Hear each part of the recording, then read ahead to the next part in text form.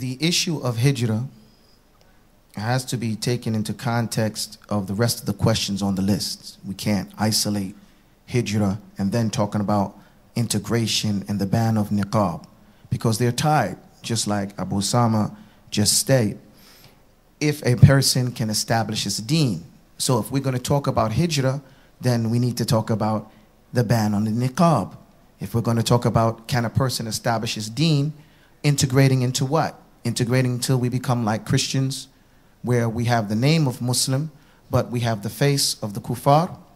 But at the same token, as Abu Usama said, we're not to take an extreme view and say, okay, everybody has to go, because then the issue comes from where are we going to go. As far as myself, I've lived the last 11 years in places like Mauritania and in different villages in Egypt. And so quality of life becomes an issue. And people, like Abu Usama said, you know, 10, 15 years ago, we had a very strong idea. Let's go make hijrah. One of the things that happened to me when I took this mindset, my daughter died in Mauritania, one of my children, when I was living in the desert. And I'm not saying it's because of hijrah, but you have to be responsible as a father when you make these decisions to plan things out so that you can know. And there was no hospital in Mauritania, so I had to drive all the way to Senegal in order to get medical attention. And the drive is about almost 20 hours. It's a very long drive. So these things have to be taken into consideration.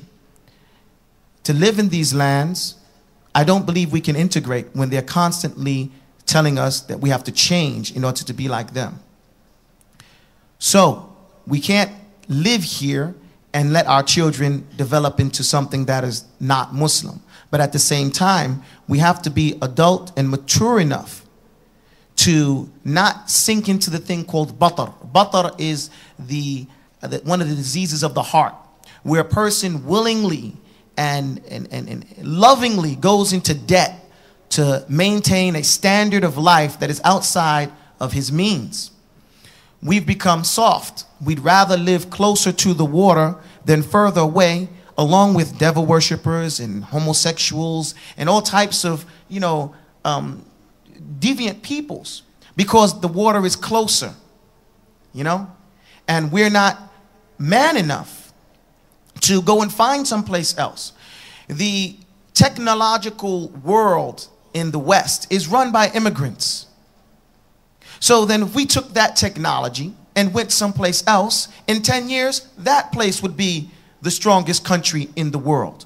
But there has to be some people that plan it out, go and make those steps. Look at Somalia, northern Somalia today. Look how great strides they're making in little less than 10 years. So it's not out of the question, but it has to take some planning. It's not for everybody all at once. Young men have to get skills. You just can't go there when you've been working at McDonald's or these types of jobs. You have to have real life skills so you can do something. There has to be some mindset, and you have to be willing to give something if you plan on getting something. Walillahil hamd. As for the hadith, he stated, you know, there's no hijrah from Mecca to Medina.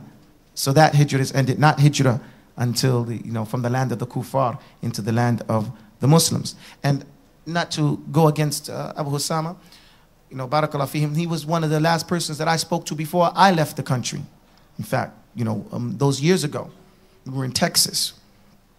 But there is a hadith that tells us that we shouldn't live with the kuffar, and it deals with bara. The Prophet ﷺ, he says, Ana bari'un, I'm free from everybody who dies in these lands, and that we shouldn't see each other's fires. So that's either we're going to take that as wajib or we're going to take that as mustahab.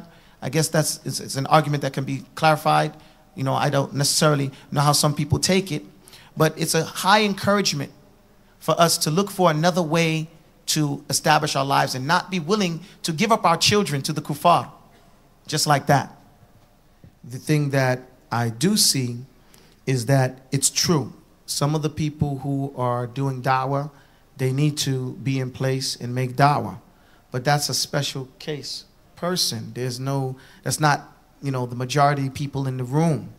You know, the majority of people in the room are immigrant Muslims for the most part. And so they have to look at the situation from their standpoint. As for the other statement he made about Islam, politics, or going to the land of the Muslims and living in peace, you know, like we said, you know, freedom is not free. Work is going to be work. No one said Islam is peace, that you're going to just go live happily ever after. That's a fairy tale. You know, the life is going to be, you know, work until the day we die, and then we meet Munkar and Nakir, and then there's questions. And Islam is politics. You're making a political statement by dressing the way you are, by praying 5 times a day, just by saying La ilaha illallah. That's a political statement. You know, and so, you know, when we say Islam is not politics, I don't know what context that's meant for. Maybe somebody does, but everything you do is a political statement. And it's just like he said, there is an agenda. Today it's the niqab, tomorrow it's the hijab, the next day it's the beard, and then it's the thobe, then it's the statement. You know, if we look at history, and eventually, you know, we're going to have to do something, but like Abu Osama said, there has to be a balance. But we can't be so filled belly, so lazy. Abu Batna, everybody's so, you know, full. Really, I mean, let's be real with ourselves. Most of us are political punks. We're not going to do nothing, not going to bust a grape in a fruit fight. You know, and they're happy about that. You know, and they're happy about, but look what you're doing. Look at the example that we're setting for our children.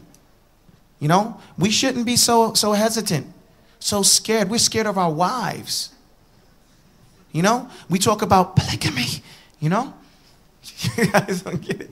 Subhanakallah. May Allah give us, you know, more strength to establish the deen, you know.